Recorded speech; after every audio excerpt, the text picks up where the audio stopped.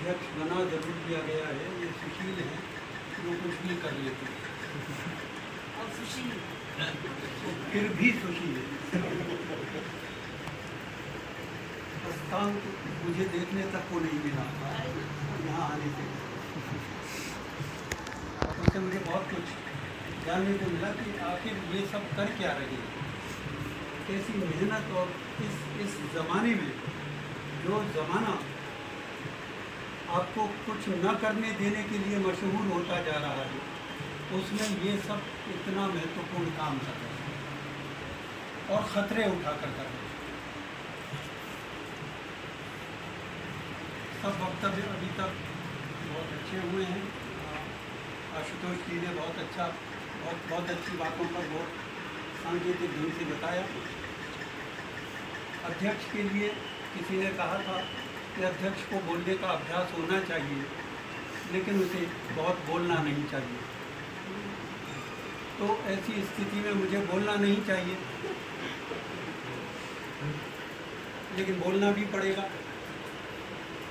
इस हस्तांक के बारे में अभी जो संचालन कर रहे हैं, उन्होंने कहा कि इसमें एक ही लेख है जो रीति खर्च से संबंधित है, और विशेषांक पूरा का पूरा अंक जो है वो मध्यकाल का है।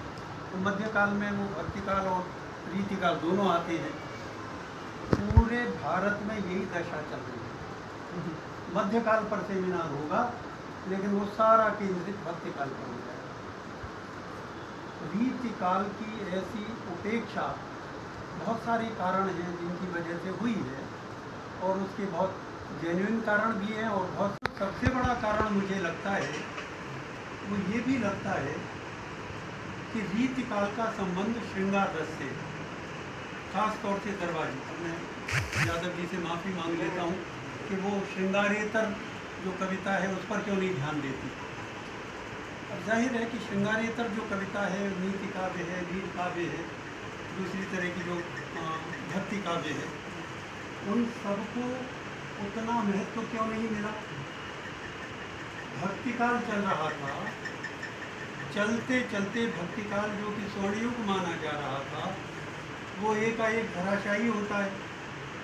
और धराशायी होने के बाद जो कविता आती है, उस कविता में न नीति काव्य उतना महत्वपूर्ण बनता, न वीर काव्य बनता, और न भक्ति काव्य बनता, तो दरबारी काव्य बन जाता है। तो आखिर इसकी पड़ताल तो होनी चाहिए ना कि ऐसा क्यों हुआ। ये बहुत ज़रूरी है जानना कि ऐसा क्यों हुआ। और फिर ऐसा हुआ तो उसको कोर्ट पोइट्री कह के तिरस्कृत किया गया कि ये तो दरबारी कविता है। अब ये बड़ा मुश्किल है कि कविता को भी आप इसमें और उसमें बांटें, और फिर ये भी कहें कि ये तो जनता की चित्त वृत्तियों का मामला है, संचित कोश है उसका। अब जब जनता का ही संचित कोश है, तो ये दरबार अरबार क्या होते हैं? ये तो सारी कविता ही जनता की है ना। उससे आप कैसे अपने को बचा पाएंगे? या तो ये कहिए कि वो सिद्धांत गलत है, या फिर ये कहिए कि ये सब कुछ इसकी जिम्मेदार जनता की चित्तवृत्तियाँ हैं, और वो चित्तवृत्तियाँ कैसे निर्मित होती हैं, उसमें सत्ता की क्या भूमिका होती है, आम जन की क्या भूमिका होती है, वो एक परंपरा की क्या भूमिका होती है, वो चिंतन का विषय है। कैसे है, क्या है, उसके ऊपर बात होनी चाहिए। लेकिन रीतिकाल के बारे में जो सबसे ज़्यादा आलोचना मिलती है, वो मिलती है कि इसमें स्त्री को भोग्या माना गया, और कुछ है ही नहीं। पूरा भक्तिकाल, पूरा आदिकाल वो स्त्री की कोई परवाह नहीं करता, उस रूप में नहीं करता। बजरंग जी माफ़ करेंगे मुझे, क्योंकि मैं आलोचना नहीं कर रहा हूँ, लेकिन फिर भी भक्तिकाल में स्त्री के लिए, इस वजह से भक्तिकाल में स्त्री के लिए जो कुछ किया गया है, स्त्री माने आदि आबादी, वो कितना ही महान काल हो भक्तिकाल, कितना ही आधुनिक हो भक्तिकाल, लेकिन आदि आबादी को तो अलग फेंक देता है, उसकी बात ही नहीं करता, उसको दोयम दर्जे का मानता है। फिर दलित जातियों को भी वो कोई बहुत महत्व नहीं देते। कुछ धाराएं उसकी, कुछ कवि हैं जो उन्हीं के लिए बहुत बड़ा काम कर रहे होते हैं। इतना बटा हुआ भक्तिकाल है, लेकिन सारा का सारा भक्तिकाल एक मीरा को छोड़ दें तो स्त्री की परवाह वैसी नहीं करता जैसी कि हम आज अपेक्षा करते हैं, लेकिन रीतिकाल करता है। वैसी तो वो भी नहीं करता जैसी आज हम अपेक्षा करते हैं। बावजूद इसके रीतिकाल क्योंकि श्रृंगार केंद्रित काल है, इसलिए वो स्त्री के युवावस्था की ज़रूर चिंता करता है। और चिंता करने का अर्थ ये नहीं है कि उसकी कोई सोशल प्रॉब्लम्स की बात करता है, वो नहीं करता। रीतिकाल कोई सामाजिक समस्याओं की बात नहीं करता, लेकिन श्रृंगार के बहाने स्त्री के जिस मनोजगत को वो हमारे सामने रखता है, उस मनोजगत को आधुनिक काल में ही हम देख पाते हैं। रीतिकाल से पहले वो कभी हमें दिखाई नहीं देता।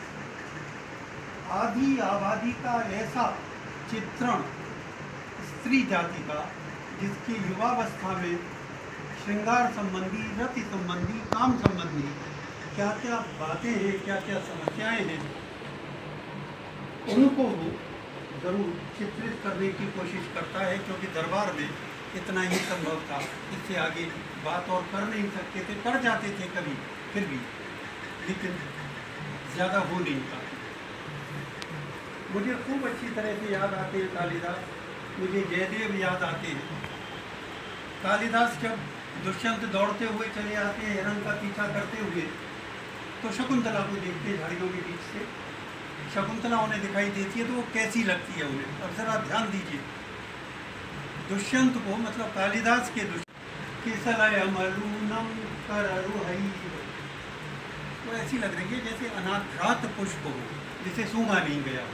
मर्जी नहीं दी, ध्यान दीजिए, अनाघ्रात पुष्प, अनाघ्रातम पुष्पम किसलयमलूनम कररुहई, ऐसा किसलय जिसको नाखूनों से कुरेदा नहीं गया।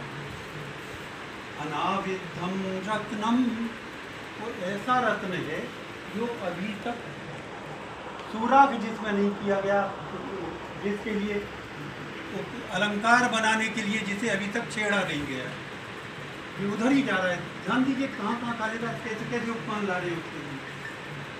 अनाविद्धम रत्नम मधुनवमनास्वादित रसम, ऐसा शहद जिसे अभी चखा ही नहीं गया। अखंडम पुण्यानाम फलमिव च तद्रूपमनघम, अखंड पुण्यों का एक साथ फल मिल जाए, इतना अनिंद्य सौंदर्य उस शकुंतला का।